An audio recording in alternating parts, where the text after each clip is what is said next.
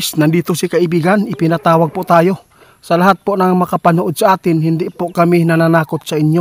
Ang sa amin lang ay lagi po ninyong matatandaan ang mga nangyayari po lagi dito sa ating bansa. Ngayon po, mayroon po silang nakita kanina ng alas 3 ng umaga. Kaya ipinapaabot po ng ating kaibigan ngayon sa atin dahil para makapaghanda ang lahat po ng mga tao dito sa ating bansa. May nakita po sila si kaibigan ngayon na napakadelikadong magaganap na naman po ang lindol na malakas. May nakita ang ating kaibigan. Grabe po, nakakatakot po ito, kaibigan. Alas 3 talaga ng umaga, ninyo nakikita po yung sign na magkakaroon pa rin ng malakas pa sa naganap dito sa Mindanao na lindol. Nako, guys, mag-ingat po tayo ha. Nagbabala si kaibigan sa lahat ng makapanood sa atin. Grabe. Alam po nyo guys, hindi na maganda po ang nasa ilalim po ng ating karagatan, lalo na dito sa ating kalupaan. Ngayon nakikita ng ating kaibigan na Dwindi ay napaka-delikado itong maganap sa lahat po ng mga tinatamaan po ng lindol dyan. Kung may mga bahay kayo dyan na binalikan po ninyong tinirhan, baka po may mga bitak dyan, huwag po muna kayo muna ngayon magbalik doon sa inyong bahay, kaibigan. Alin po dito sa 7.6 ba na lindol? O sa manyo di kakusog? Gaano pa ito kalakas?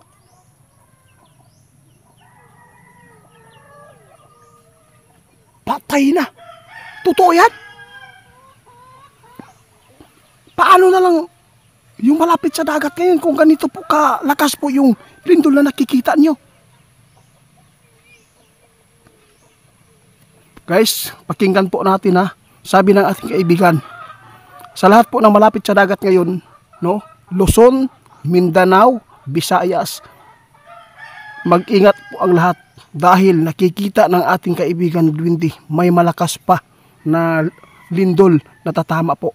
Alam po niyo, nagpapatuloy pa rin ang pagyanig po dito sa Mindanao ngayon ng lindol. Sana ay wala pong napinsala po ngayon sa ibang lugar po.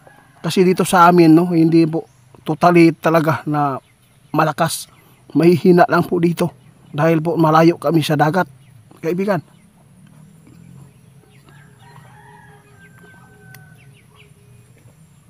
Sus, naku po guys, ito ang sabi ng ating kaibigan, ito nakakatakot po ito dahil hindi po natin alam na magkakaroon ng dabigwan dito sa ating bansa. Kaya sa lahat ng mga tao dyan na malapit sa building, sa mga mahilig sa mall, pumupunta sa mall, no? Kung pumunta kayo doon, huwag po kayong magtagal dahil po iba ang nangyayari ngayon dito sa ating bansa. Grabe ang paggalaw ng kalupaan po natin dito sa ilalim ngayon. Kaya nagbabala muli si kaibigan, ipinatawag po tayo dahil kaninang alas 3 ng madaling araw, nakita nila na grabe po ang nangyayari doon sa kanilang kaharian dahil sa sign na ipinapakita ng kanilang hari doon, kaibigan. Hinuhulaan na ng ating kaibigan guys, may magaganap pa na lindol ngayon. Ngayong araw na to, kitang kita po nila guys.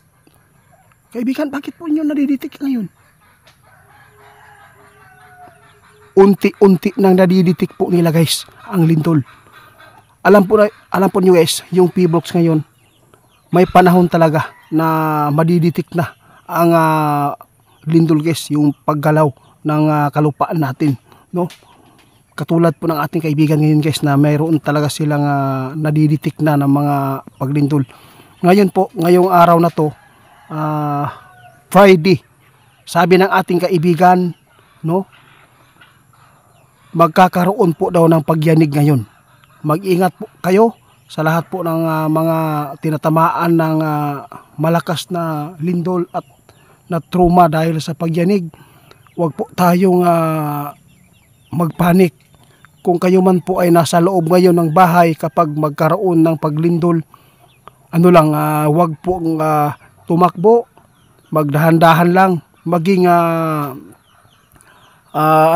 kalmado tayo para hindi tayo mapapahamak. Maraming namamatay po sa panik.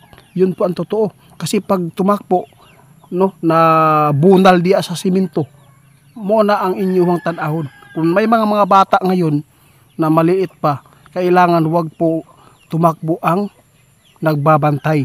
Ang kailangan ninyo dyan, gumapang na lang kayo para hindi masyadong yung katawan natin ma-out balance, kaibigan.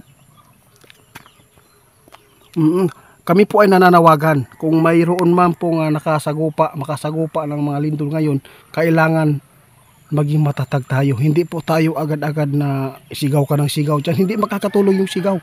Sa totoo lang, no? Kailangan natin na hindi matakot at makalabas agad sa bahay kung sakali man konkreto ang bahay natin. No? Salamat po kaibigan sa mga babala po ninyo. Ngayong araw na to guys, no? Umaga pa man ta, alas 7 pa man ta, magkakaroon po ng pagyanig ng lindol ngayong araw na to. Mag-ingat tayo, sana hindi ito malakas.